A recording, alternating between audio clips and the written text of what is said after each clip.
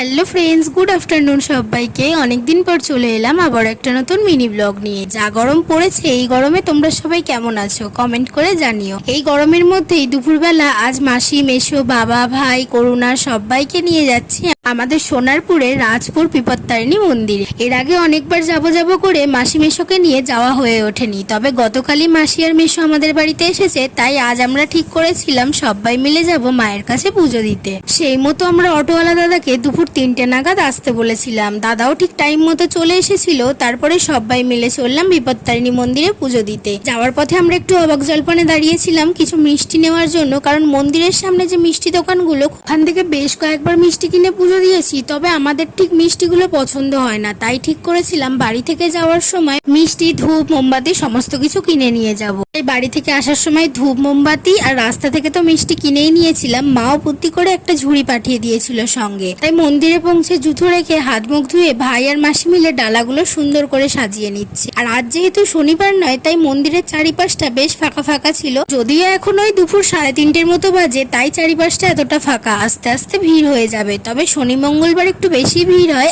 আজ সেই তুলনায় অনেকটাই ফাঁকা ছিল। আমরা গিয়েছিলাম শুক্রবার। আমরা তো অনেকবারই এসেছি মায়ের কাছে। মাসি মেসোকে নিয়ে যেহেতু এই প্রথমবার এলাম, তাই একটু তাড়াতাড়ি এসেছিলাম যাতে ফাঁকায় ফাঁকায় মায়ের সামনে বসে শান্তিতে পুজো দিতে পারি। আমরা যেহেতু তাড়াতাড়ি চলে এসেছিলাম, পুজো করে প্রায় 1 ঘন্টা বসেছিলাম। তারপর ওই 4:30 নাগাদ মায়ের নাম, গান, আরতি সমস্ত কিছু শুরু হলো। পুজোর শেষে মায়ের পা ছুঁয়ে প্রণাম করার জন্য একে একে ছেলেরা ও মেয়েরা লাইন করেছিল। এদিকে আমাদের করুণা গিয়েছিল মায়ের পা ছুঁয়ে প্রণাম করে ফুল নিয়ে এলো, আর অন্যদিকে ভাই, মেসো, বাবা তিনজনেই গিয়েছিল।